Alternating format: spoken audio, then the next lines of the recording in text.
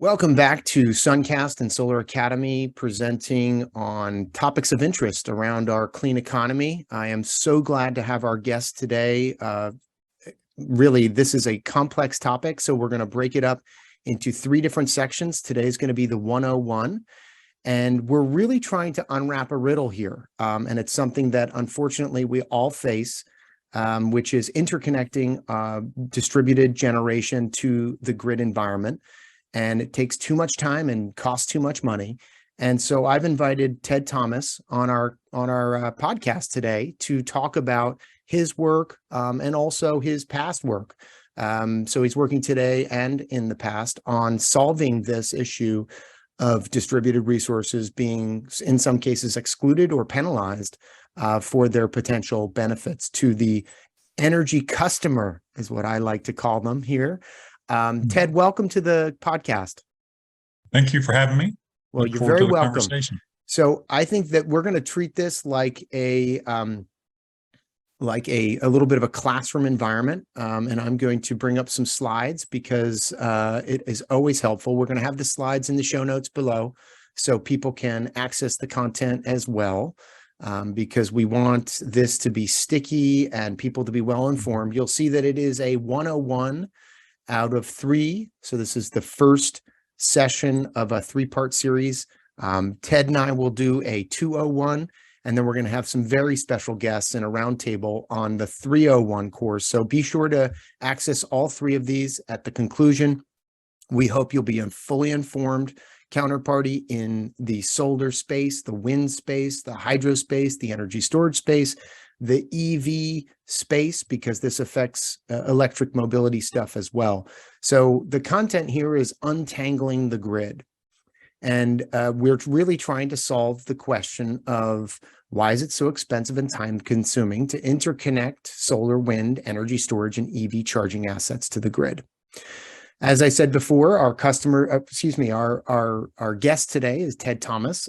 He is currently the founder of Energized Strategies, working with companies to help solve this crazy issue. And he's also the former chair of the Arkansas Public Service Commission. Prior to that, he was a prosecuting attorney and also a budget director for the state of Arkansas. All interesting roles that play into his the way he sees the world today.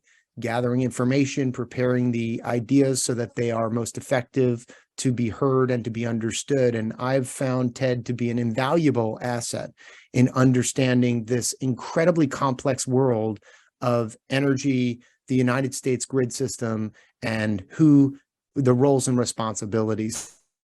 So we're going to get started right now by Ted talking about the alphabet soup of energy. So Ted, take it away.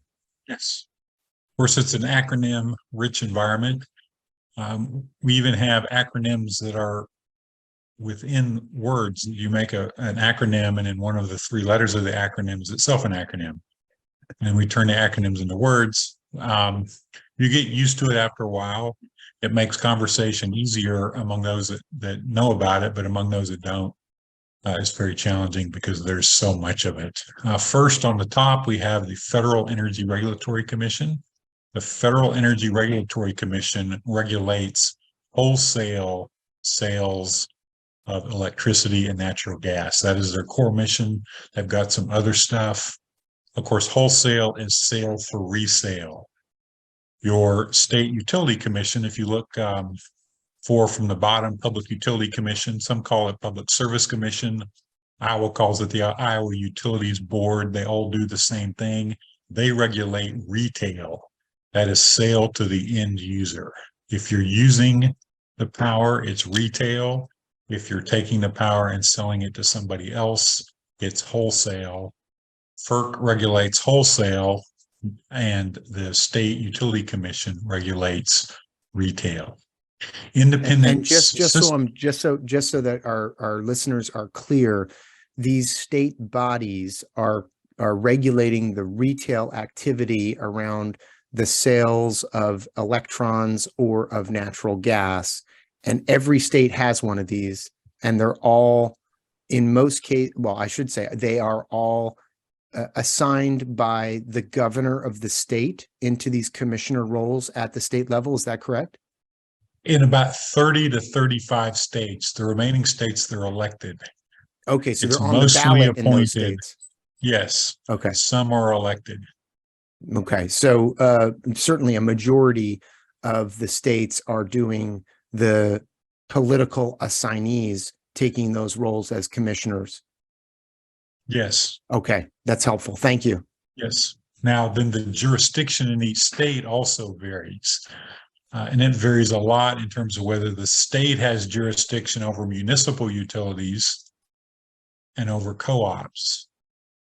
And So some explain states, that a bit further, Ted, because I think that that's going to get confusing. So the utility commission at each state level, in some cases, they're elected on a ballot by the people. In most cases, they're elected by, or I should say, assigned by the governor of the state at that moment for an extended period of terms. I think your Arkansas term was 6 years. Is that right?